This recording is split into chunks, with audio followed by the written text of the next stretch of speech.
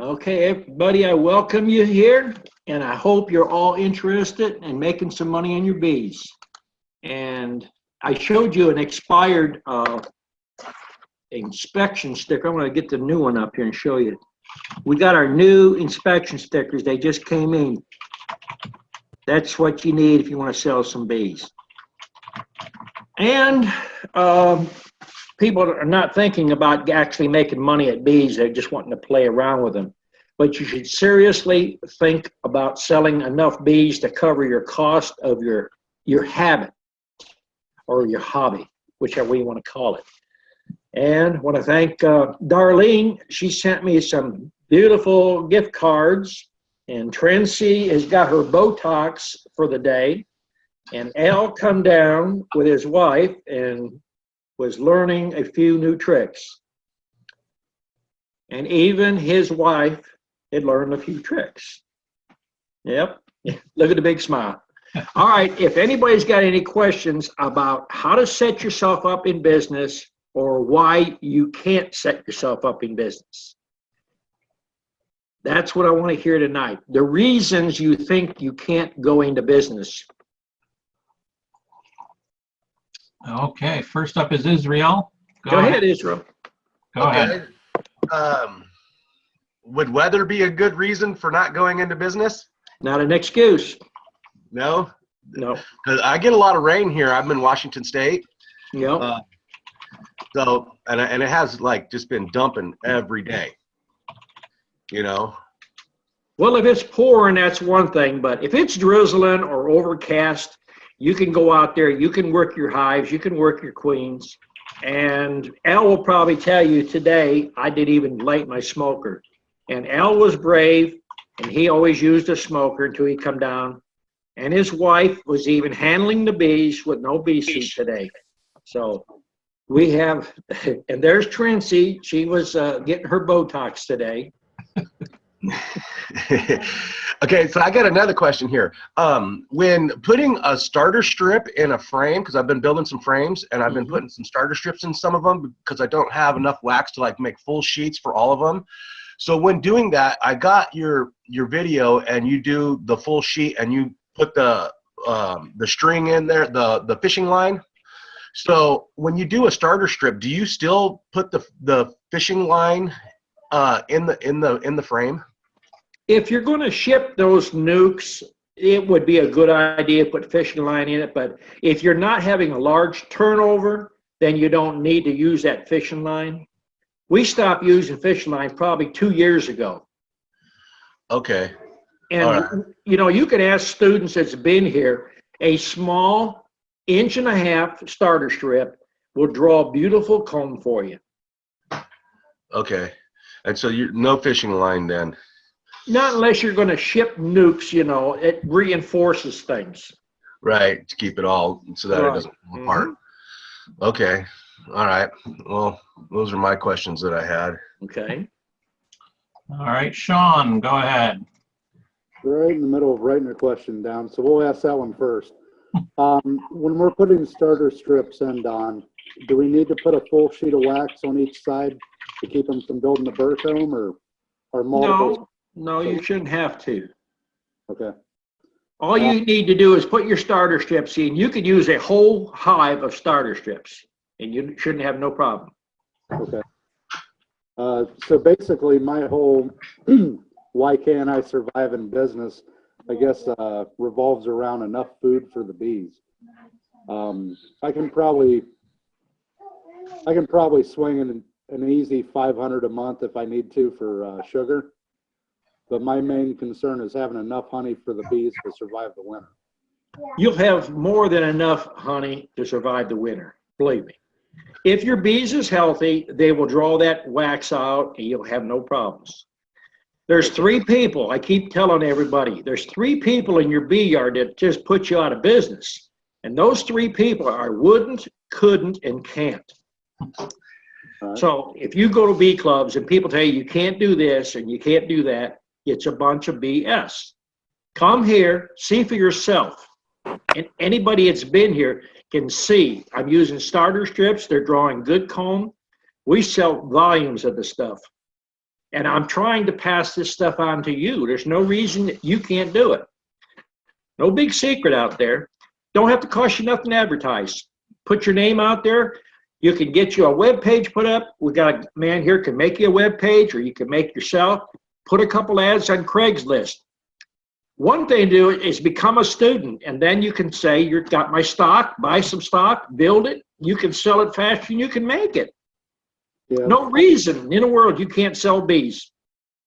I should be able to make it down. I'm hoping in May, but it's probably going to end up being more like June. But I've got the money set aside to be able to do that. And, we're going to get that done this year. My other major question, I guess, is, so once I get I've got some nukes coming in. Of course, you know, I'm trying to get that population to explode. I've got the brood builder set to where I can mix that up.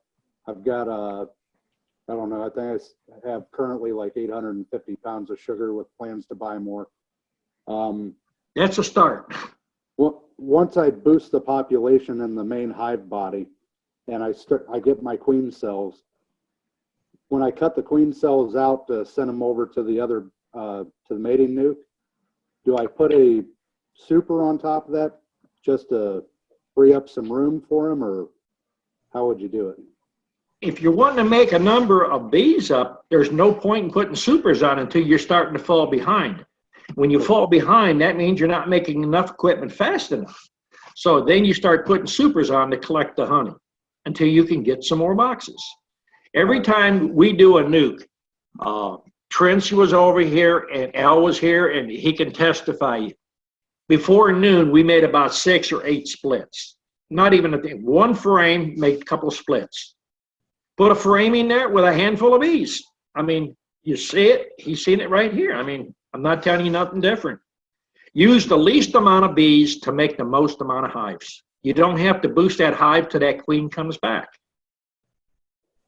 Okay. And the last one, so I'm going to have a cold day right before I get my bees next Saturday for the packages. I'm going to be in the 50s for probably 5 days or at night. And then it's going to drop down to like the low 40s at night after that. Is it still good to feed sugar for that, or? Well, you're going to have, are you getting nukes or are you getting packages? Well, I'm getting both, but next weekend I've got 3 packages coming in. Well, the package, if you use the can in there, the can is thick enough, it's not going to put a lot of moisture in your hive. Use that whole can, open it up, dump it into your feeder, and then set the can sideways so that the bees can, you know, that's flying out can clean it out for you. Okay. You don't have to worry about chill brood when you have a package.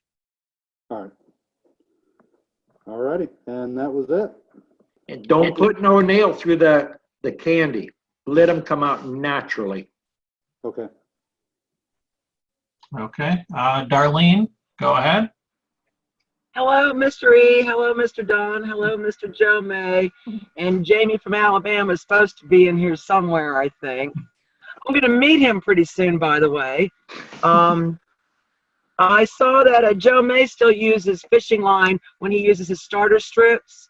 He says that so that he doesn't have to worry about tilting his frames when he's looking at them, you know, because as they draw them down. And I saw 12 scouts today in my little space where I see them, and it's only one place that I look. I saw 12 scouts. So hopefully this week I'll be able to set up a box and see if I can catch something. Now, as far as the business is concerned, Mr. Don, have you been talking to my husband? Because he mentioned the same thing, okay? But this week, we had the weather event on Wednesday when the storms came through. For the first time, we were up at the EMA doing the communications. And there were a couple of amateur radio operators there at the end. One was a retired major general, and the other one used to be in the Navy. And both of them just happened to be beekeepers, and they just happened to be members of the local bee association, which I've never been able to catch up with. And they're having this conversation, and the major general had 2 hives last year, lost one, was waiting for the man from the Navy to get him some more bees. And the man from the Navy said, oh, I know I'm running behind. I'm still trying to see if I can track them down. And I'm thinking, oh, I wish I could raise my hand and say, you can get them from me. So I'm thinking that as I said all along, I'm just going to do this for the honey. Never say never, because it'll come back to haunt you.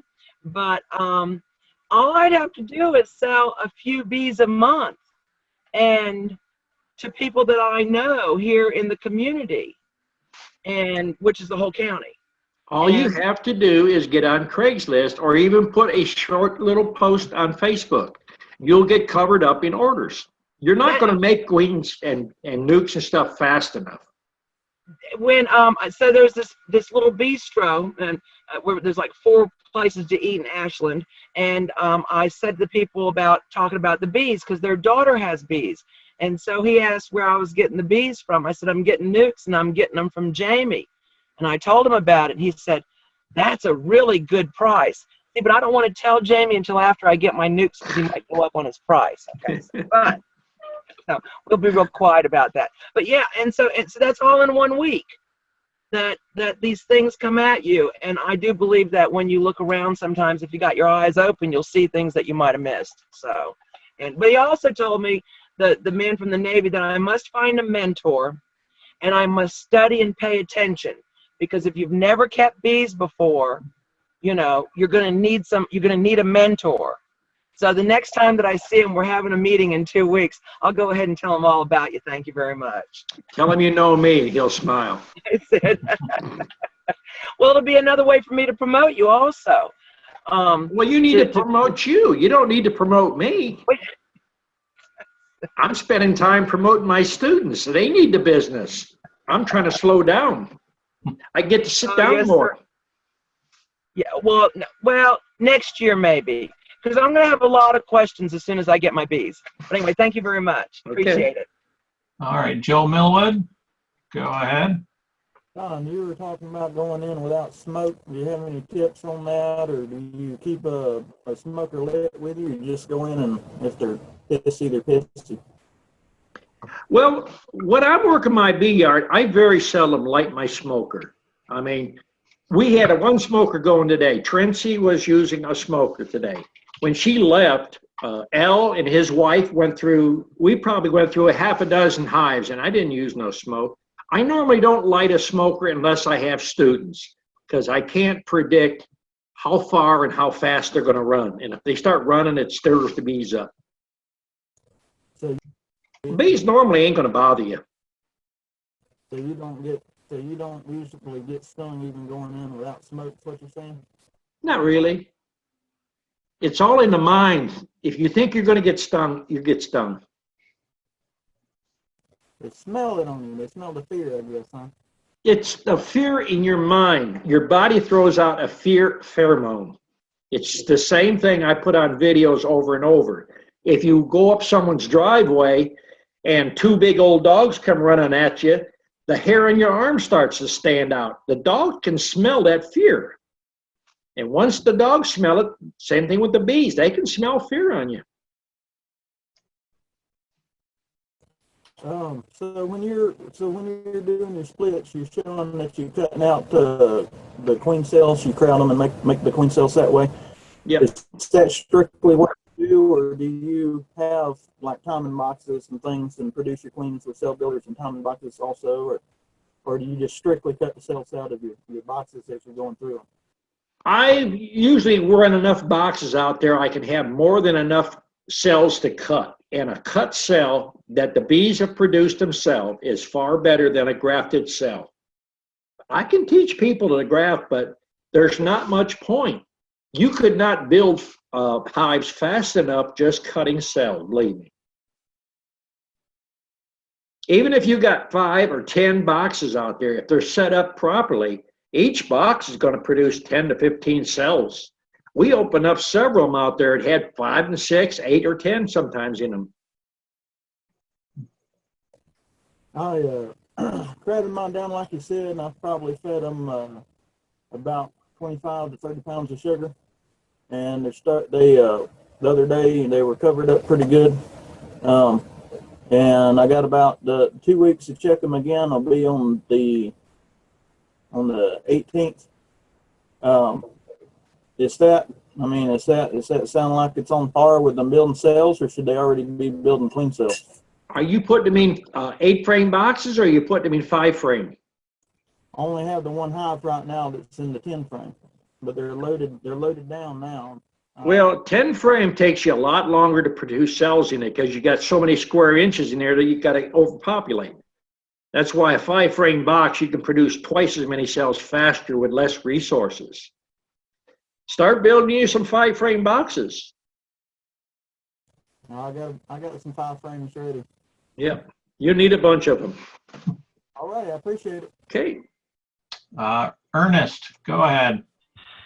Yes. Can you hear me? Yep, we hear you. Okay. I built some mini nukes this week, and I also built the frames for them, and I put them in an 8 frame. We've got 16 of them in there. Right. And how long will it take them to pull that out? And when it is pulled out and laid in, can I take that directly and put it in a nuke box, or Yep. I have to wait till they make a queen cell? Well, hopefully you can have queen cells going, but if you got brood in those little mini frames, you set one mini frame in a mini frame box and you put a starter strip on each side of it. So you'll have 3 frames in that box.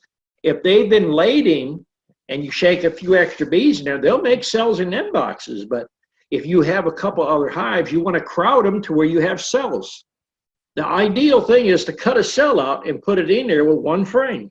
As soon as that queen hatches within 24 hours or a day and a half, then they start exploding out fast. They just pyramid out. 1 box makes about 4. Then that 4 will go out to 16, 18. Because once you get the frames drawn out, you take 1 frame and put it in a new box with another cell and just keep expanding. I got the double nukes. They're full up with bees and have already started queen cells. That's what you want. So, Are they on wood and wax? I gotta wait till it's on wood. Wood I and gotta wait wax, till they're okay. sealed, right?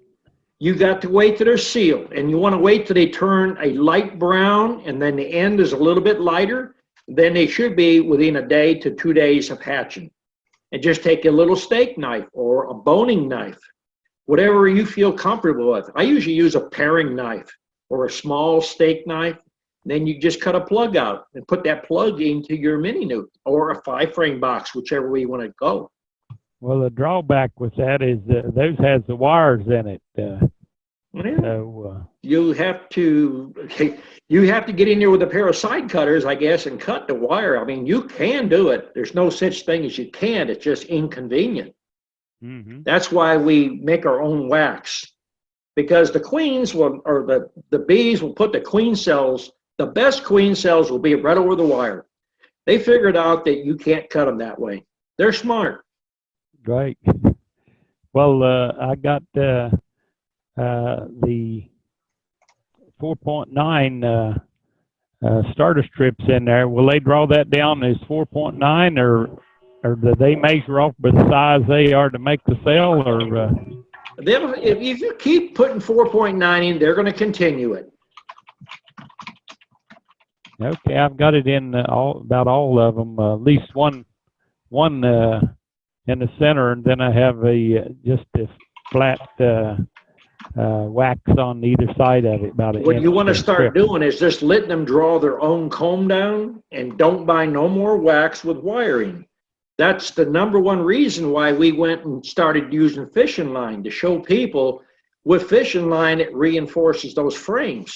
You can extract it, or you can, cut cells out. With fishing line, a steak knife cuts through it like nothing, and you don't damage your cells. Well, I couldn't get to 4.9 except with the wire in it, so I took the wire out and used it. Where are you buying it at? That's a Forest Hill bee supply. It's You need a new bee supply. Call up Man Lake. Man Lake sells it. There's probably 5 different companies that sell it. Yeah, it wasn't too much trouble taking it out. I just pulled my fingers down over it and pulled it off, and then I found a good way of cutting that wax so it didn't pull up on you. I just took about a 2-inch strip of wood and run the saw down almost the whole way, and then just laid that over top of it, and then put the pizza cutter right through it, and it just cut it so nice. Yep. And someone was saying last week about ants. I put a hive top feeder on, and I had a bunch of ants in there. How do you get rid of them? Well, it's just nature. I mean, don't let it bother you. I got fire ants in my yard. It don't bother me, but I'm doing a lot of things that people say you can't do. And Al was looking in my hives today, and he says he didn't see no hive beetles, and I'm doing what everybody said don't do. You're under the thicket of a pine trees. You should have all kind of beetles, and we didn't have no beetles. Well, I ended up swapping this one out. It was the big ants in there, so I swapped it out and put another one on it. They won't hurt nothing. Okay, well, that's all I have now. Thank you. Okay. All right. Lee Johnson, go ahead. Hey Don, how are you? Hey, okay. Hey, I've got I come through winter with 4 10 frames and 1 nuke that's already tripled up, and got some queen cells in one of the 10 frames, 2 hanging down, and I've got 10 in another nuke. The one that I've got 10 in is one that I made queenless on purpose in order to make queen cells. The question is on the 10 frame, I wasn't really looking for it to need them yet. I was looking to see where I needed to split from today and found the queen cells. How many times would you split that 10 frame? I've got at least 8 frames of these. Well, I would cut the cells off, and then you can always leave 1 cell left on the frame and put it in a queen castle or put it in a 5-frame box by itself. I mean, you don't want to ask me how many times I can split, because I'll split 10 times more than the average person would. Well, I want to split it as much as possible because my goal is to have as many as I can, possibly sell a few over winter, all I can, and sell a lot next year. Is my goal. I want to make these. I would build a bunch of boxes, and I would actually do away with all your 10-frame stuff and convert them to 5-frame boxes. Put a divider down the middle with a router, 1/4-inch bit, and drill a hole on one side and another, and with a piece of paneling or plywood on the bottom. And if you don't like that setup, or you decide, to get rid of them, you just pull that paneling out and knock the bottom off. You still have a standard 10-frame box and just sell it to someone. Yeah, I'd kind of like to sell the 10 frames and go up. I've got about 30 5-frame nukes built, so I'm ready to start crowding them and doing that. I just want to do. You need about 3 times more of what you got built. It won't take long. I got 3 table saws and everything, so I can. Yeah, but you only got 2 hands. Hey, work. Yeah. Thank you. Okay. Joe May. What do you think, Don? Can you see this? Look down them rows. Oh, yeah. That was on a medium frame in a deep box. I'm trying to get mini nuke frame drawed out. They drawed it all the way down, stuck it in the frame below it. That was in a matter of a day and a half. They'd done that. And I just want to make a comment. That's it. That's all? I'll see you tomorrow. Okay. You're saving it for tomorrow. All right. Craig's iPad, that doesn't look like Craig. I'm Allison, and I'm new to the group, and I'm also a very new beekeeper. I've never kept bees before. But I'm using some hives that were in storage. I know the bees in them did not die from foul brood. But I think the mice have been in the hives I'm using. They're the deep 10 frame. And I cleaned them all out. I rubbed them with pine branches. Are these going to work, or should I set up my brand new hives with plastic foundations that are short 10 frames? You can try it and see if the bees go in there. Pine boughs or limbs from the pine tree, they work fairly good, but The old timers used to like to use peach branches, peach leaves, and rub them real good. I mean, I've done both, and I've never had a problem. If you get a hive that it's in an out yard and you haven't been there for a while and you forgot about it, and you get wax moths and stuff in there, then that's another thing. Scrape them down and rub them with pine branches or the pine needles. Be sure to wear some gloves with them though, because that gum just don't come off your hands good. Okay, thank you. Mm-hmm. Okay, John Don't let the group intimidate you. We're all here to learn. All right, thank you. Go ahead, John. Oh, hey, Don. Hey, Hey, what? I didn't catch that. What are you talking about? What does the pine branches do? If you fed wax moths? you're breaking up. I didn't hear you. Your Is this not audio. working again? Yeah, your audio's screwed up again, John. Okay. Okay, thank you. We'll come back. Who do we got? Joe Millwood again. Go ahead. A question about your nukes, Don. I've built quite a few nukes. Vent holes. You talk about putting them below where you put your handles on the sides. Right. No, you want to put your vent holes in the fronts. Now your feeders, you put them in the back. Whenever you drill your supers or your hive bodies, always put the hole below your handhold. Don't put it above the handhold, because if you reach over there with the palm of your hand, a bee come out there and sting you. So you said it on the front. Do you put one on the front and the back, or just one on the front? My son likes to put them in the front and the back, but I only like to put the vent holes in the front. Now the feeders, we put them in the back, because the feeder ladders and stuff are in the front, and that's where the bees come up. That gives you a good positive airflow from the bottom board all the way up through the hive and out the back. Keeps the mildew and the moisture out of your feeder too. And I assume you cover that both vent holes up with wire. Yeah, you want to put wire on your holes on the outside of your supers and your hive bodies. But your feeders, you want to put it on the inside, because the feeder will be on the top of the box or the top of the hive. And if you reach down and you're not thinking about it, you'll get a piece of wire up under your fingernail. And if you put the screen on the inside of your hive boxes or your supers, your frames catch on them. And just sometimes they'll catch enough to pull the frame out of your fingers and you'll drop a frame. All right, appreciate the info. Okay. I don't have any questions about why I can't start a business. So get out there. Well, everybody should get into it and sell enough to they can buy more equipment. Okay. John, we're going to try again. Go ahead. Okay. Can you hear me now? Yeah, we hear you better.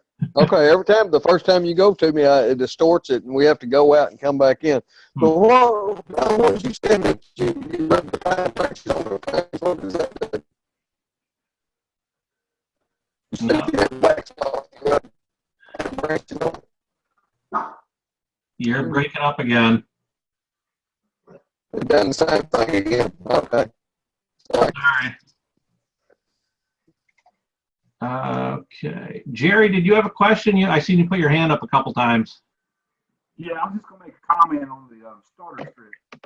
I had the state inspector out the middle of the week. You gotta speak up a little bit, Jerry. We can barely hear you. Let me get closer. I don't know how to turn the volume up on this thing. I had the state inspector out this week, and he was really not believing how quick the bees drew out the starter strips I used. We put in 30 packages a week ago Monday, and they're already full, and they're already ready to split now. He just could not believe how fast they drew off that wax. And he wanted to know what the secret was. And I told him 2-to-1 sugar. Well, not 1-to-1, 2-to-1. Yeah, feed them sugar and have healthy bees. I mean, a lot of the bee inspectors are not familiar with natural drawed comb or starter strips. They're used to wired frames, so you have to keep an eye on them. It's something new for the inspectors. It's totally new. Yeah, he come out, dude, the temperature that day was like 48 degrees. I couldn't believe he was going to inspect my hive. And I said, you got to come back when it's warmer. He's like, nah, they'll be fine. But he looked like he'd been down there taking lessons from you, Don. He didn't wear no veil, no gloves, no nothing. He went out real quick. He looked like he was a good guy. That's good. Yeah. But to answer your question about the business also, I've had somebody every day for the last week and a half. I don't know if I had nukes that were ready to go. And I said, no, I ain't quite got them ready, but next week they will. So You see, that's what I'm trying to say. Don't be afraid to get in business. The business is there. Yep. I'm sure Todd is overloaded too. Yeah. Okay. That's it for me. That's it. Patricia, go ahead. Yeah, I almost slept through the chat. Sorry about that. I was a little slow. We were at a market today. There was some discussion on the Facebook page the other day about your cup of bees. And there was a little bit of an argument as to whether that was in a mini nuke or a 5-frame nuke. Actually, Els had seen that today in a standard 5-frame box. And most people do not believe it. There was a frame in there that didn't have a cup of bees in it, and we had a queen cell on it working, didn't we, El? So how do you usually do it, though? Do you usually do it in the mini nukes or in either one? Both of them. Okay. That's what I keep preaching. Backyard beekeeping and to make a living at bees is totally different. You want to risk the least amount of bees to get the most back. Yeah, we've tried some of them and they're going along pretty good, but I didn't want to give the wrong answer because I thought that you said both of them worked fine. They both work fine. Everybody gets into a discussion. Everybody wants to argue with you. Everybody, I don't care, no matter what subject you do, there's someone out there who will argue with you. I think they like to argue just to argue sometimes, I swear. Right. But I wanted to make sure I had the right information so that I didn't tell somebody the wrong thing. I have people come here and will remark that they look in these boxes and only see 1 and 2 frames in a 5-frame box. And they thought I'm just pulling their leg, but they actually see it up and running. Mm-hmm.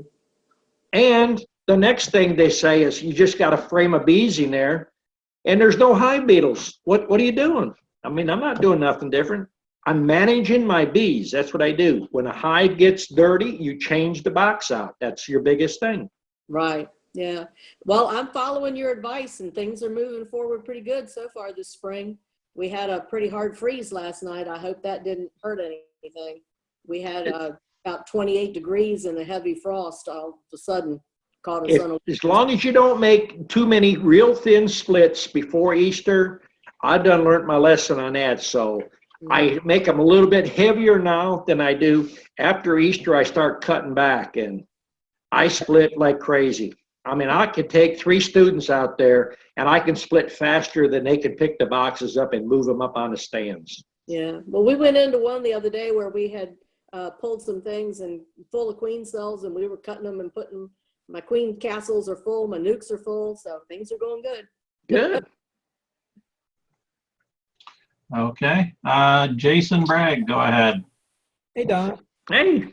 How you doing? It's been a while. I'm staying busy now. I can tell. So I got my first 2 packages on the 21st of March, installed them, and I checked on. I had surgery Monday, so I haven't been able to do much for a while. But I checked on them on the 29th, which was about a week later, and already had eggs. Some eggs were standing up, some were laying down, and I haven't touched them since. And I'm planning to go back into them tomorrow. I'm thinking that they're probably going to need some more space because they were filling things up with nectar. And there wasn't leaving a whole lot of space for the queen to lay. But they still hadn't finished drawing out all the comb yet either. There was still a couple of frames.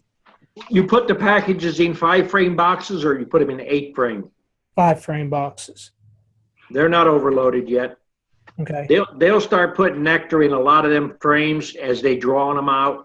And then once that queen starts to lay, they'll actually pull that nectar out and move it around more. Okay. And they'll use some of it to draw more wax. So whenever I do decide that they need some more space, would you just add another deep on that 5-frame or would you move them up to an 8-frame? Well, what are you trying to make a lot of numbers, or you want to make some honey? What do you want to do? I'm wanting to make these. Lots of numbers. Then keep them crowded. Get you some queen cells. That's the whole key. When they're crowded, they make queen cells. Even on a package will make them in 5 to 6 weeks. Okay. I'm actually doing some that we put in I think the 19th of March. We got cells now. I dumped a 3-pound packaging on a medium 5-frame, a medium 6 1/4 frames, and they're packing there and they're making cells. There's a lot of little tricks you can do to get that.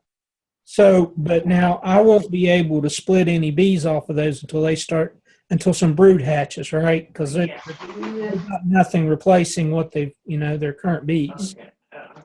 You move the least amount of bees. So if you got a queen cell, you only need a couple of bees. Take the frame with the least amount of bees and move it into your another nuke box. Okay. Well, I'm thinking the week of the 11th, they should have some brood hatching. So they probably don't have any cells yet to start with anyways. I would just keep them compacted and let them start making cells. You can go in fast numbers then. Okay. Thank you. Okay. All right, we're going to try John again. John Broden, go ahead. Yeah, will you be going on 365? Can't go. Hold on, you're muted. I cannot unmute you. You're going to do it on your end, John. There you go. You got me? Yep. Is it clear now? So far. For the time being, go ahead. For the time being. Okay, Don, what was you talking about? You rub your frame with a pine branch if you've had wax moss. What does that do? That descents it. If you had a mouse in there that peed in your box, or you have that mousy smell, that's basically what it's supposed to do. Yeah. Okay. Well, now on the mini frames, I have put like 6 of them in a 10-frame box to try to get them drawed out, and they don't do anything on it. That's why we don't use 10-frame boxes. So I need to put them in 5s? You have to confine bees in order for them to make cells. Okay, so, but I'm just trying to get them drawed out. You're losing heat. In order for them to make wax, they got to have enough heat in there. And there's too much cubic inches in there from the heat. And then the temperature's fluctuating. Well, a 5-frame box will draw wax 10 times faster than an 8-frame. An 8-frame draws it about 5 times faster than a 10-frame. So what do I need to do? I've got a lot of brood in my 5 frames that hadn't hatched because they're new splits. Do I need to wait till they start hatching out and then put them in there? Yeah, let them get crowded so you get some cells. Okay. Now the ants, I've got them really bad, and I've got lots of them dead in my sugar syrup. Is that going to affect them at all? Well, you can dip them out, but are you using hardware number 8 hardware cloth in the back on your feeders? No, I've got screen on it, which is smaller hose. Well, I don't know how the ants would be getting in there unless you're using plywood lids and they're warped. Well, no, I think some of it I didn't. For some of them, I didn't run it through and size everything, and some of them might have a little variation where the boards meet. Right. Top, but I'm trying to correct that. I'm pulling them off. Your skills ain't real good then. Well, the lumber, it varies that much, and I should have run it all through and cut it all and made it exact. Like a 1x6. Some of them are a little narrower than the other. That's not an excuse. That's not an excuse. Lumber is not going to be true. It's not metal. What you do is you make that's why I give my measurements deeper. Once you build that bottom or that the feeder, or you're building a super, the finished side is the side that has the rabbit on. You put that down on your table saw and you push down and you hold it down. Now, if both boards is just a little variation, you set your fence up to take off a 64th, and that'll true your wood up. There's no reason why wood won't sit flat. Oh, I know, but I didn't think about ants that causing a problem, or I would have done it to start with. Now you told me last week to get them to put my queen in top box and put a queen excluder and a super between them. Yep. And I done that. All the eggs hatched out. I left it in there about 5 days, and they never tried to draw any queen cells. So I just put everything back. Well, And for that, you should be doing a smaller box. When you use a great big 10-frame box, it's just hard to do anything. You got to have them things just Oh, okay. slammed full. That's your biggest Okay. problem. Heat. okay. I'll start doing that differently then. You That's have all to- I had. Thank you. You have to adapt to make money, not backyard beekeeping methods. Backyard beekeeping methods, you can make splits and stuff, but it's a slower process. And you risk Right. more of your bees. You typically take a hive and make a walk-away split, which you divide it in half. Now, if the half that doesn't have the queen makes queen cells, you can lose a lot of bees when they fly out and mate. Where if you Right. split them and do the method I'm using, you're risking about a cup or a cup and a half of bees. If they don't come back, Okay. you ain't lost nothing. That 10-frame hive, you can Right. probably set up 10 or 12 of your 5-frame boxes with it. Probably 40 of your Right. mini nukes. Right. Well, I need queens for them though. That's what I've been trying to do is raise some queens, but I pulled them down enough off the last splits. I was going to let them build back up a little bit before I done anything else to them. Sometimes a trip over here, and it's just the little things that you're not picking up on. The little details sometimes add up. Right. You can watch me on a video all day long, and then when you stand there and watch and listen, I mean, it's just subtleties that you pick up. Right.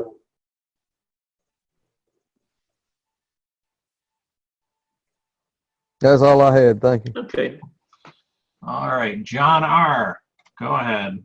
Oh, Don, how you Hey, doing? okay. Thank you. Might have confused myself when you and Jason were talking. You said you put in a 5-frame nuke, 1 frame of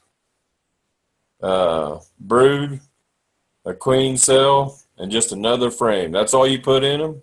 No, when we start them out, we have a start without a queen cell. We start a queen cell with a frame of honey and shake some bees in. But you only put 2 frames in a 5-frame? You don't have to put 5 frames in them? No, I mean, I was showing students today, a 5-frame box slows you down. 4 frames, you can go pretty good, but 2 frames, you can slip through there real fast. Huh. And we had 2 mediums, and one of my students had a problem finding the queen, and there was a queen in the box. So I had him lean over. We separated the top box and put it to the side and the bottom box. They couldn't find it. And you can put your head over there and you can listen. The one where the queen was quiet. If you can't spot it, you can use your ears to spot it. That just blows my mind. I thought I had to have 5 frames in all of them, and that's why I guess it's taking so long to get queen cells and stuff, probably, right? Well, you're wasting time is what it is. I mean, Yeah, that's time what I say. is the only thing you can't buy in a queen yard. Yeah, that's what I said. I learned something again tonight. I mean, just working with students today, they can see the difference when they work a 5-frame box and a box that's got 3 frames. I mean, it's half the time. You're in and out quicker. Well, that's what I just learned. Did my first cutout this week, and that went pretty well. I learned a lot doing it. Well, you get some good genetics sometimes that way too. Well, them feral bees, they were awesome. They're tamer than my regular bees, the packages I bought. No, we didn't have any problem. Got a lot of bees out of there. I'm telling you what, I put 2, put one in a 5-frame nuke and one in an 8-frame box I'd taken along, and I got both of them full of bees. But then see, in about 5 days, you could be splitting them, man. You could make about 10 more boxes out of that. That's what I'm hoping, because we pulled out all the comb, got a lot of brood, a lot of honey, a lot of, everything out of it. And we put them in, frames, put rubber bands around the comb and everything, and put them all in the boxes. And hopefully. You just touched on a very good subject there, which is cutout. How much did you charge for that? I didn't charge anything. I just figured I got about $300 worth of bees, so. Yeah, no. I know. I had a man come up here, and I said, I'll mention it on my chats. What you just done was $500 to $700 worth of work, absolutely free. Yeah, I figured I got a couple packages of bees, and that's, $100, $270 here. You could have got $600, $500. A minimum $250 plus the bees. Yeah. So if you want to do cutouts, the thing to do is to mention it on these chats. Yeah. And I can send you business. I mean, Well, if we you get find a any lot more of, in Western Kansas, send it to me. well, even out there, I mean, it's illegal to kill honeybees. And That's if a what I keep telling pesticide everybody, and they don't believe me. once a pesticide company does it and they get a good fine, they're an endangered species now. They're federally protected species now. I've had 3 people tell me this week that honeybees are not endangered. I said, yes, they are. They made them endangered earlier this year, 3-4 months ago. They've been endangered. You cannot kill a honeybee. You can't exterminate them. Mm-hmm. But another thing I said last week, and I'll tell everybody again, unless you're buying frames or foundation out of them catalogs, throw them damn catalogs away. And I've learned them damn in-frame feeders, throw them son of a guns as far as away you can. And your I eater don't care, covers and your even if screen I bottom smoke them. boards. When I go to put the feed in, them son of a guns go crazy on you. They do not like you filling them feeders when they're inside. And even though you're not spilling any, but for some reason about it, and I do it real slow so the bees will come up out of them ladders, them holes. Boy, they go crazy on you. If you want to get stung, just buy you some in-frame feeders. Trust me. I can tell you, they are junk. Built Don's feeders. And I'm building a bunch of them again this week. I actually found the plastic shoe boxes out here. I couldn't believe that the other day in Dollar General. But I found some that's even a little bigger. I got some 10 frames that I don't like, but I got them. I'm going to use them. And I found some big enough to use in a 10-frame feeder. Shall I make the entranceway wider on them where they come up through the bottom? Or shall I just use the same width on their ladder and all as a 5-frame? Well, actually, probably 8 years ago, we made a wide feeder, probably 7 inches wide for a 10 frame. Yeah. We made one for a 5 frame, and we made a size for the 8 frame. And we sat down and thought that's a lot of extra work. So we just make one that's 5 inches, and you can use it in a 5 frame, you can use it in an 8 frame, or put 2 side by side in 8 frame or 10 frame. Yeah. So it's universal. Time is money. So you make one standard thing, you can knock out a whole bunch of them and use them on 3 different applications. That's what I thought. I figured, hell, there's plenty of room on that to feed even in a 10 or 8 frame. I'm switching. I got 10 for. I got like 10 frame deeps and a whole bunch of 20, 25 medium deep 10 frames. And I'm switching, making 8 frames. I'm making 5 frames. But I'm making feeders for all of them. There's the only way to feed them. You need to charge for your services. We have a man right over here, just down the street, a quarter mile from me. His minimum price is $750 to take bees out of a house. Holy cow. He's the president of one of the bee clubs up here, and he done over $150,000 last year removing bees. Wow. So it's something to think about, Well, I thought I just got, $300, $350 worth of free bees. I thought that was good enough. I was happy with that. I mean, a young beekeeper that's just getting started, that doesn't know the ins and outs, they will jump on stuff like that. If they're hanging in a bush and I can get them in 30 seconds, it's not profitable for me to go do it. I would do it if I'm teaching a class on it, but it's not practical. Yeah. I can make bees on my own yard and make them faster with less trouble. The same thing with selling honey. I mean, some people like selling honey. A quart of honey, even if I was to sell it for $100, it cost me money. And people laugh at that. Well, how's that? Because the person buying that quart of honey is not going to walk up, say, hello, got a quart of honey, and hand it to him. He hands you the money, turns around, and walk away. He's going to stand there and talk to you for 15 minutes. What's your time worth? Yeah. I know that, Drew. So you have to charge for your services. And if you want to do it out there, or no matter where you do it, you can put an ad on Facebook for free. You can do it on Craigslist. A minimum is $300 for doing a cutout. And you don't have just draw you up a contract where you don't have to replace the wood or you're not responsible. You're just there to get the bees. That makes sense because she couldn't get nobody else to come do it unless they wanted to charge her $250. And I said, hell, I'll do it for the bees. I'm young and young in the beekeeping, but I ain't young. But, well, it's just like beekeepers paying for places to put bees. People call them up and say, hey, I got an organic place over here, and you can have all the honey. Just come over and put your bees here.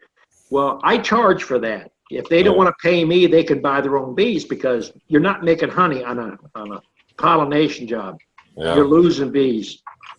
I've been pushing it hard out here. I've got a bunch of people. I'm trying to push my bees and get some splits because I'm finally starting to get a bunch of people interested. Do you have a Facebook page and do you have a web page? I haven't got that far along yet, but talk to Eliza up here. Get you a Facebook page. Get you a Facebook. You can put a little notice on there. A lot of times I'll put a little notice on Facebook and you'd be surprised. We get hundreds of views on it right away. Yeah. It's like instant communication with people that's in the same area what you want. If you're a beekeeper, the beekeepers are watching that stuff, so it's free. And then your web page, it'll pay for itself in no time. And then doing these chats. I mean, you're paying $2.50 and you mention your web page and what you're doing and where you're at. If you get 10 people there, you more than paid for that little bit that you paid for, for a month. Yeah. I'm trying to get splits and get going. And like I said, I went to a farm auction today and I probably had 7 or 8 people come up and talk to me about wanting to maybe buy bees. But when I get going, I said, I love to sell them. The purpose of this chat is to help you be successful. Well, I'm trying to sell some so I can get enough money to come down to your school. That's my next step. That's a bucket list. Well, you can get on that chat here, and you can hear a lot. You can talk to students; they can give you their opinions. Yeah. I mean, if you leave here and you haven't learned nothing, then you're deaf. I learned a lot. There's no doubt. I learned a bunch off of this. Like I told you last week, your knowledge is worth millions. And I wish my wife realized that. Thank you, Don. Appreciate it. All right, Lee Johnson, go ahead. Hey, Don, talk about time is money. You prefer just to staple plywood to the bottom of a Nuke, or do you want to use a bottom board? It depends on what you're trying to do. I mean, if you want to make a quick box, a piece of Luan, a piece of plywood, for a 10-frame box, you can make 2 5-frame Nukes. I use a lot of solid bottoms because they're quicker. Yeah. If I can shave 15 minutes off building that box on 100 of them, I've gained a week's time there. Okay. So with a solid bottom like that, a piece of plywood or a piece of Luan with a 1-inch hole, I can throw 1 frame in there and I got a hive. Are you so you do the 1-inch hole, you're not gonna put a notch in the bottom, just a 1-inch hole, okay? I wanna put a 1-inch hole up about 2.5 to 3 inches from the bottom. Okay. You're talking about doing about 3 frames in a box. When you do a split, do you move the queen or do you leave her there? I always leave the queen there. Leave her there, even if she's in swarm mode wanting to leave. How do you know she's in a swarm mode? But maybe I don't. It's just always once they start wanting to swarm, you're just not going to stop them. It's what I've been reading. What you're reading and what is practical going to be 2 different things. There you go. You're right. I want to make a statement to everybody out there. If you want shoe boxes, Dollar Tree, it's $1. I mean, Dollar General's too high. Walmart's too high. Dollar Tree, nowhere else. Cheapest place. And that's all I had. Thanks, Don. Okay. While we're talking about feeders, if anybody hasn't noticed yet, I finally got the 8 and 10 frame hive top feeders online. So if anybody wants to buy the plans for those to make their own, please go to fatbman.com and order those up. All right, Allison, go ahead. I was wondering, what can I do for beetles? I saw a thing online that says you can use these Duratal paper towels and put in there, and somehow the beetles chew them up and get caught in them. And I'm just not real sure what I'm going to be able to do for beetles. Where do you live? In Idaho. You shouldn't have much of a beetle problem out there. They don't like potatoes out there, for one thing. No. Well, I live in a very high desert area, and I am hoping, because I get my bees next weekend, that it's not too cold. But I just also wanted to know about the beetles. Your best bet is to maintain your hive. And I mean every 2 weeks, completely change out the bottom, scrape it out, put another box in its place. That is the #1 way to keep them under control. Now, if you have a hive that has some in it, or you bought a Nuke that has some people are using those dryer sheets, unscented dryer sheets. I've had people say the Swiffer sheets, unscented. The beetles get tangled up in there, but honestly, I'm not bragging on my boxes, but I've had many students come here to what I see as normal. They're looking in there and they can't believe they see 1 beetle or 2. To me, that's a lot. We keep them under control strictly by maintaining a hive. Okay. We haven't used the boric acid in our hives for 3 years. Okay. Okay, well, I have one more question. You have a mixture of the wintergreen, the spearmint, and the tea tree. When you add the lemon, it's for building brood. Brood building. Right. You also had one without the lemon. What is that exactly for? You're feeding wintergreen and spearmint into the sugar water, and that actually retards the buildup of verolomite in the cell. Okay. And then if you're using 4.9, if you do read any of the studies that the colleges do, they're saying put drone comb in your hive because the verolomite prefers that large cell. And they've already found that a small cell only has maybe 1 or 2 mites in it, where the drone has 6 to 12 in it.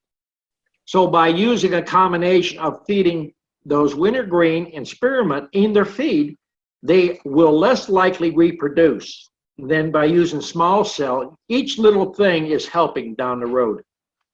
Does that have tea tree oil in it too, or just the wintergreen and spearmint? Well, we use a lot more tea tree in the spring and the fall, just because bees are getting more dormant going through winter, and it keeps the nosema, which is basically a diarrhea the bees get from not flying and relieving themselves.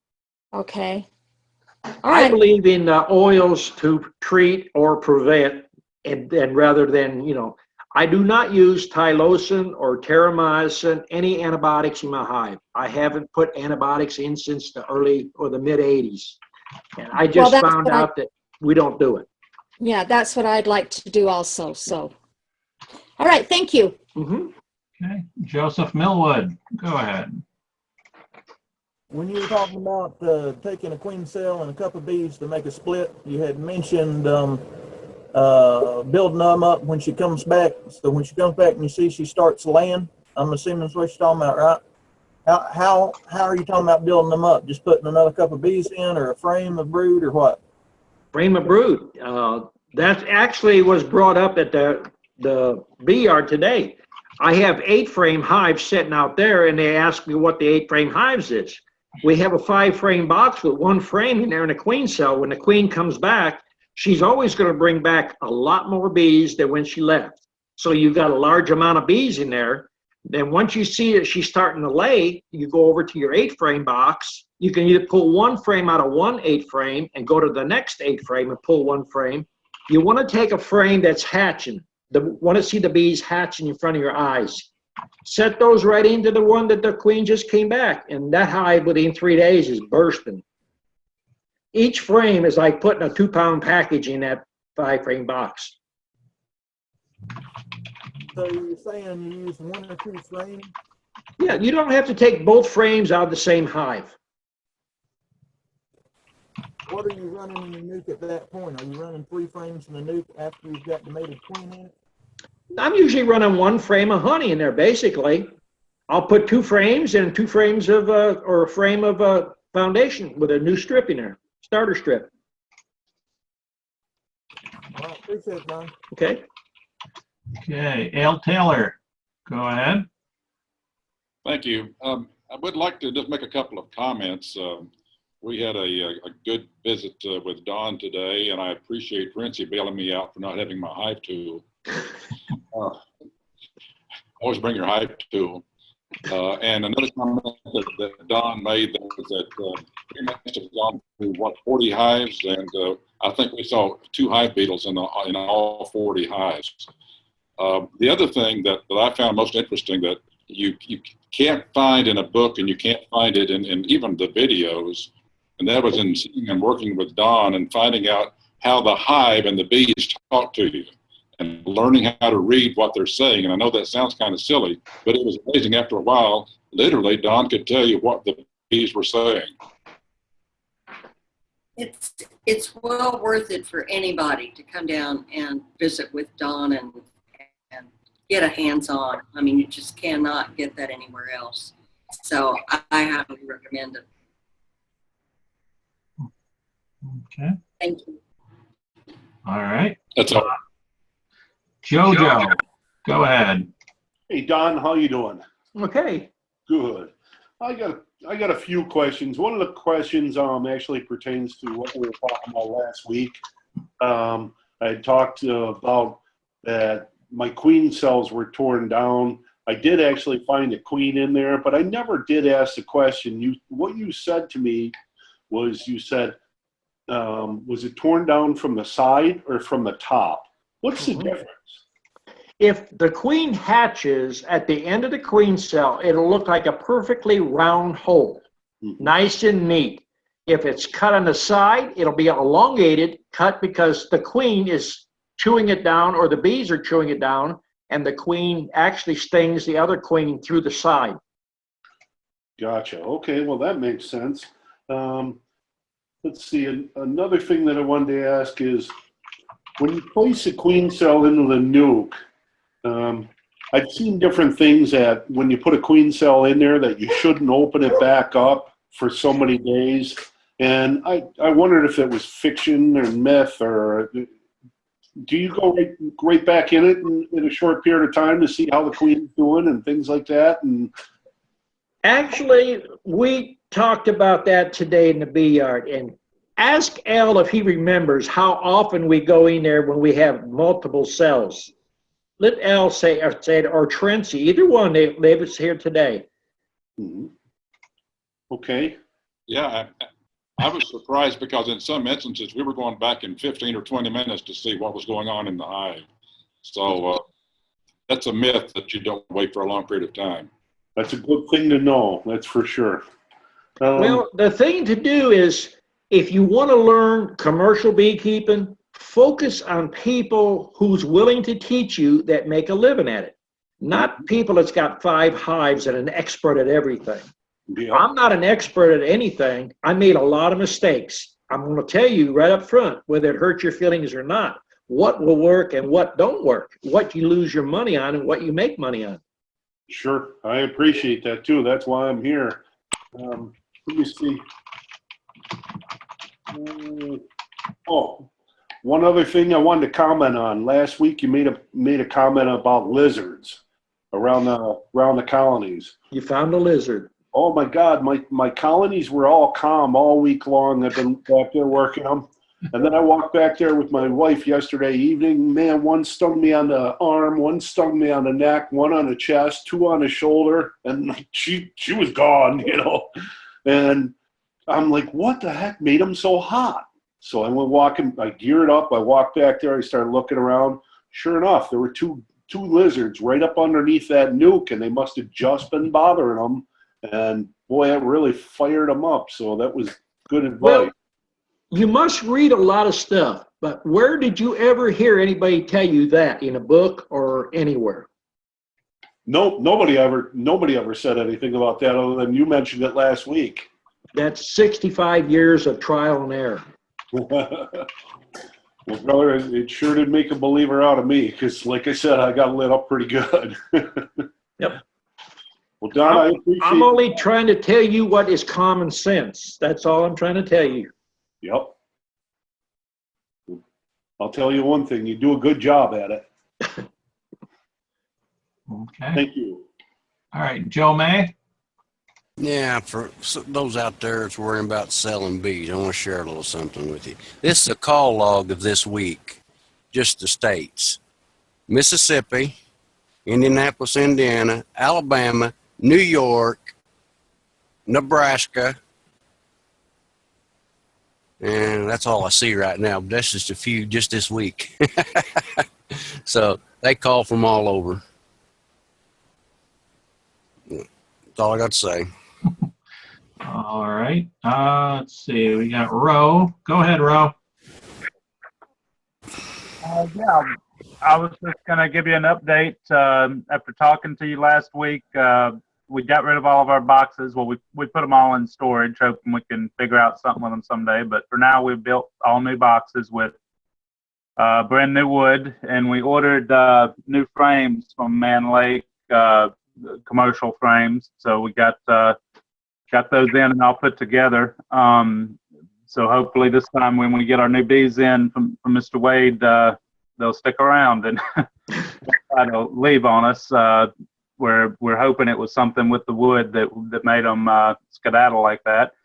But I know Barnyard Bees, if you see their videos, they put a video on where they were using the 1/8" hardware cloth as an entrance reducer. He said because it was better ventilation instead of putting a wooden block in there. What is your thought on that? Is that a good idea? 1/8" hardware cloth for an entrance for a beehive is not enough. If you use rabbit wire, which is about 3/8 or 1/2" squares, it's still not a good idea because drones will get caught up in that. And if the drones are inside the hive and they start to die, the bees can't haul them out. They can't get them through there. So your entrance will slowly get built up. And then once they start to decay, your hive will abscond on you. He wasn't covering the whole thing, just to reduce the entrance somewhat, like covering half of it with hardware cloth as an entrance reducer. I would use it as an entrance reducer, especially, he's more up in the mountains. You get too much ventilation. Last night we had a low temperature. It was really cold. So if you got too much chill in there, you're going to get too much chill on that brood. They're going to cluster up and you're going to lose more brood than you're actually saving. Okay, so we should use the wooden block for the entrance reducer. I would say use a 3/8 high, probably 3 inches wide maximum. Okay. Okay, and when we put our packages in, how long should we keep that entrance reducer in the 5-frame nukes? Well, when you look at the front of the hive, when you see they can't get in that hole fast enough, they're sitting on the landing board and waiting their turn to get in, then widen it out a little bit. The smaller you keep it, the more heat you can keep in that hive. It's like a nursery. It has to keep around 90 degrees. If it drops, actually we experienced that today. The bees were shivering and beating their wings. And one of my students asked me why they're doing that. I said, it's like a nursery. You open the window up and you start to get the bees chilled and they start to shiver. So they start beating their wings like that. Okay. You have to maintain a certain temperature in your nursery or your hive. Okay. All right. So when we get the packages in, then we should just leave those reducers, leave it reduced down like that until it starts a traffic jam and then open it up. Yep. Mm-hmm. So most of the time, most of your hives have reducers in them? Oh, yeah. Okay. Until they get so strong that, we open them all the way up. And we don't normally do that over here because we're making 1-frame splits a lot. In our out yards, we're running a lot of times double deep. So we run, a lot of bees in there. So you've got 12 inches of bees across the entrance board going in full blast back and forth. Okay. The other thing I wanted to ask you, we got our oils from Loran. Oils came in, the ones that you mentioned, and what should we to have in the feeder for the day these packages arrive? Should we do the brood builder mix like you have on the video? Is that the best thing to start them on, or? I would do the brood builder, and I would put a little bit of tea tree oil in it just to make sure that the bees in shipment didn't get diarrhea or, stress. It's not going to hurt them. It's going to help them, if anything. Okay. You were saying the other night that you've lowered the amount of lemongrass oil. I think since the video. The video said 9 drops. I think is to the gallon of concentrate. Is that still about? That's way too high for a gallon. We're using a 55-gallon barrel, and we mix up about 7 to 9 drops in that. Yeah, that's what I meant for the concentrate. If you go with a smaller amount, you're going to get robbing. Okay, no, we're going to use the same amount in the video. The half a cup to a gallon. Yeah. Yeah. So the 9 drops is what we should do there then for that. I wouldn't. No, I would go less. You're small. You're doing a whole lot smaller than we're doing. Yeah. Yeah. Okay. But we're making I think it was for a gallon, we were doing a teaspoon of each and then just very little of the lemongrass, just like in the video, and emulsifying it and then mixing that half a cup to a gallon in the feeders. You should be mixing a half a cup to about 2 gallons. A half a cup to 2 gallons, okay. Yeah. Okay. Because on my original formula on that, I was mixing a cup of water with the amounts of oils I was using, and then it goes into that half-gallon mason jar, and then you fill the balance up with water and shake it up. Each line is a cup. That's a concentrate. That would mix a 5-gallon bucket up. Okay. Yeah, that's exactly what we were doing. Is we were following the video with the concentrated. I've got a half with the lines on it. So make sure it's completely emulsified before you try, blending it or putting it in your sugar water, or it'll separate. Okay. All right. Is there anything else you can think of we might try for these packages coming in? Or is there just I think we've basically done. One thing I was wondering, we made the frames out of the same wood that we made the boxes out of. So if there's a problem there, it probably was with both. That's why I ordered the Man Lake frames, the commercial frames. Would it be okay to take the wax foundation we got from you out of those frames and put it in the new frames? Or would you probably just start with new foundation too? That's what we were thinking. The foundation probably wouldn't be contaminated because you probably haven't had that much heat. You don't get that cross-contamination till you reach over 75 degrees. Then your wood's going to start to outgas. Your wax will pick up that outgassing. But okay, yeah, because they did starter strips too. We were just going to cut the starter strips away from the top and just to salvage that. But for future reference, I think what we'll do is make 1 million boxes out of the same wood. It kind of ended up being like putting all our eggs in one basket. We should have tried some different things. I guess for other people out there, that might be a tip, not to make everything out of the same board. Always watch what you're making your stuff out of. Yeah. All right. Well, thank you very much. I appreciate it. I'll let everybody know how it goes. We're hoping. All right. Max, go ahead. Hey, thanks. First time on chat here, and I'm running a little bit late tonight, so I apologize if this question's already been asked. And also new computer, so I hope y'all can hear me. Don, I just had my question was I'm considering coming over for some of your commercial classes, and I'm probably 3 to 4 hours away from you. And so I'm just curious, how frequently do you think a student needs to be able to get over there and work with you for those classes to be worthwhile? I would say it depends on your background, how much experience you have. I mean, I've had students remark to me that sometimes it's like when they go to places like bee clubs and stuff, the information's coming to them like in a garden hose. When they come here, there's so much information, it's so fast, it's like a big fire hose hitting you. So how fast can you absorb it? Sometimes, in a few minutes, some people get overloaded. It's not technical, it's just techniques. Sure, and I guess are your lessons based on what's going on throughout the time of year? So I would need to come back seasonally, I'm assuming. And can you give just kind of a rundown on just overall what to expect on a kind of, and I've seen your videos, but just overall course, what to expect? Well, I'm going to teach you how to make money, how to make bees is what I'm going to teach you. And I don't know how much time I have to start to spend to unlearn the things that you've already learned. A lot of times you learned a lot of things that have to be unlearned.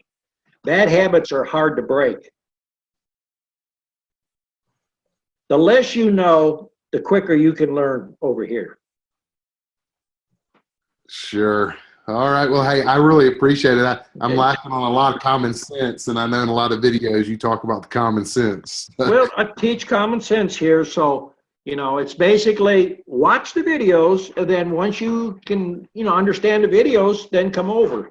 Right. But you can't watch 25 different people on YouTube and then come over here and say, I've heard this, I've seen this. You've got to come here with a clean slate and say, I'm here to learn. I want to make bees. I mean, I'm going to show you how to make bees and how to make money.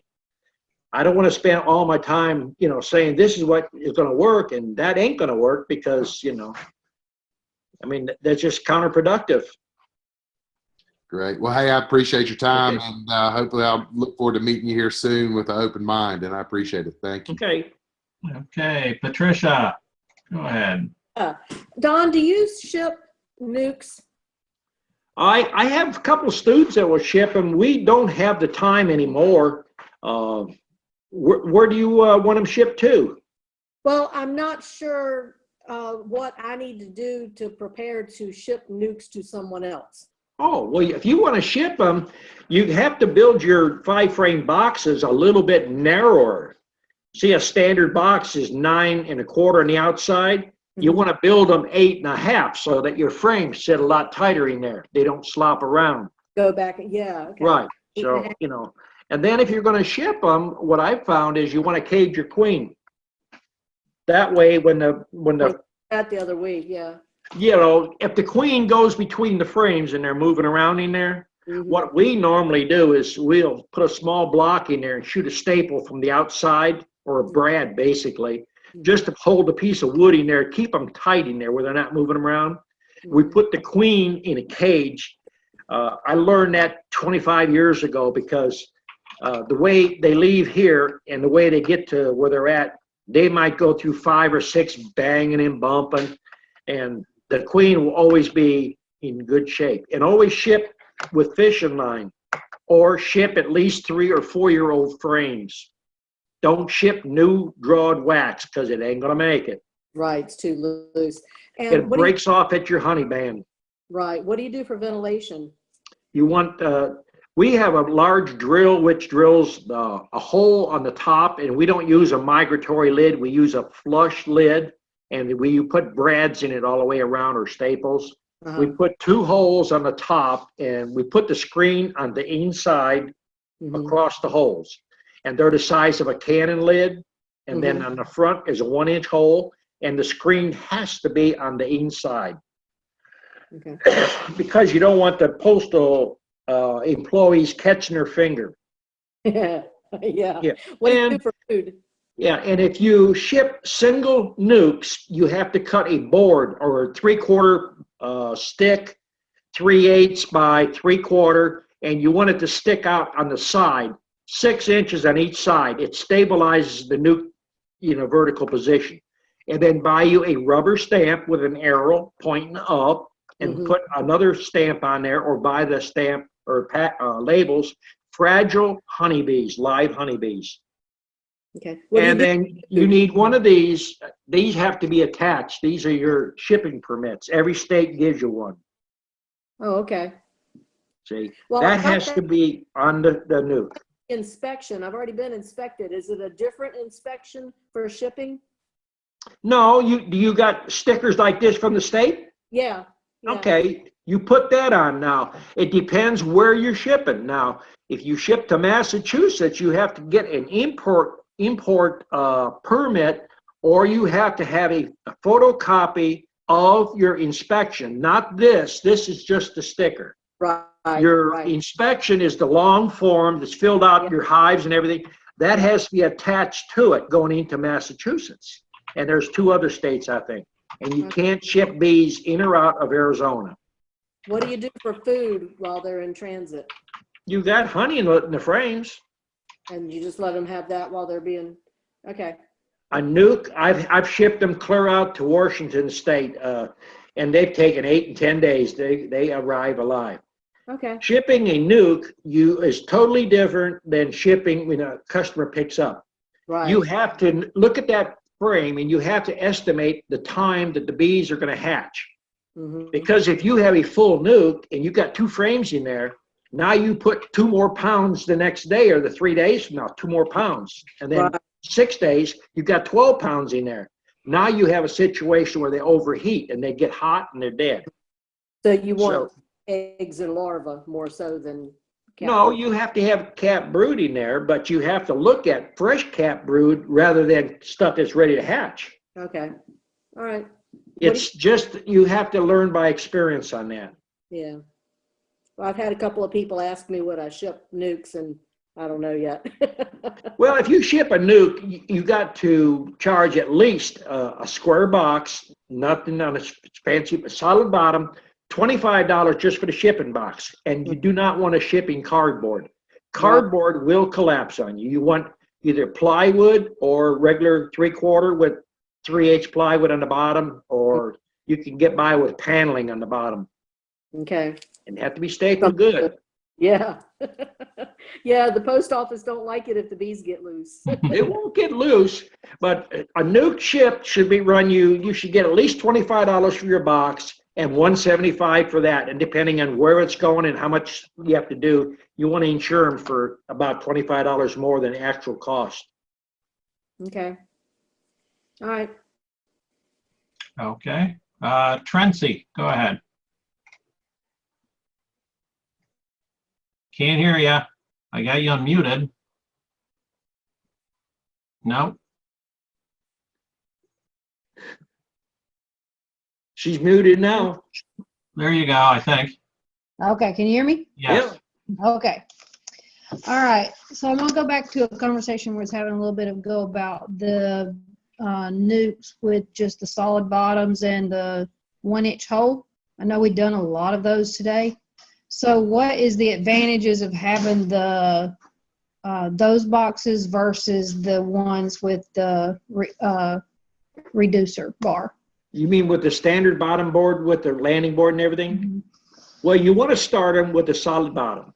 They're quicker, they're easy to build, they're faster. Mm-hmm. Now, if you're going to maintain them, how are you going to use an oxalic acid vaporizer? Okay.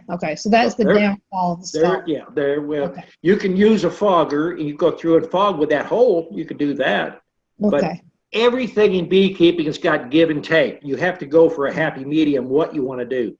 Right. I want to build numbers. I'm going to go with solid bottoms. I can go to my bee yard, drop 1 frame in there and put 4 blanks in there just as stabilizer to get them back to the bee yard. Okay. All right. That's all I needed. Okay. All right. Then I think the last question will be Tom. Go ahead, Tom. Hey, Don. Hey. I've got 4 hives that made it through the winter up here. I'm in Detroit. Looking to expand to 50 nukes this summer. What is the quickest way to expand those? You running 8 frames now, or are you still on the 10? I've got 3 8 frames and 1 10 frame that made it through. Okay. What I would do is wait till your weather warms up. Probably about a week after Easter, you probably could start crowd them down, feed them real good, get cells, and then start putting them in 5 frame boxes with solid bottoms, just like we do here with the 1-inch hole. Okay. That way you can build fast and get you a good supply of sugar. Yes. Yep. Okay. Thanks. Okay. And actually, I lied. We're going to let Jason ask one more. Oh, you didn't have to do that, Eliza. Go ahead. It was just a quick question about the Avantech. I've never used that yet, and my local Lowe's does have that. could that do a summer without painting? If I built some nukes out of that, would it last a summer? Actually, I don't know if I'd want to use it to build a whole nuke out of it, but you could. I have a student that's in Texas that he started using it about 4 years ago, and he says they're not even painted boxes, and he uses them for lids and bottoms, and he says it's fine. The test that Advantech ran on them things was 600 hours underwater, completely underwater without swelling and coming apart. Okay. It's a great product. I don't like to buy the stuff. I like to get it free, but we ended up getting short, and we went down and bought 10 sheets of it, like $28 a sheet. But we got probably 100 lids, about 100, 150, well, got about 100 lids for 8 frame, probably 50 5-frame lids, and we got a bunch of bottoms out of it. So it probably broke down to about $3 or $4 a lid. Okay, and you mentioned a minute ago, you put your vent holes, you put them in the ends and not the sides? I don't use them on the sides. I always put them on the ends, the fronts. Is there a reason for that, or? Well, probably because of the way I started out in it. If you're going to move bees, if you have vent holes on the side and you run migratory lids and you run the bees, the boxes jammed up against each other, you don't get no ventilation, so you defeat the purpose. Right. Okay. Gotcha. All right. Thank you. Okay. Okay, then that will be a wrap then. Thank you, Don. Thanks everyone for coming. Appreciate everybody showing up. Everybody get in there and make some money now.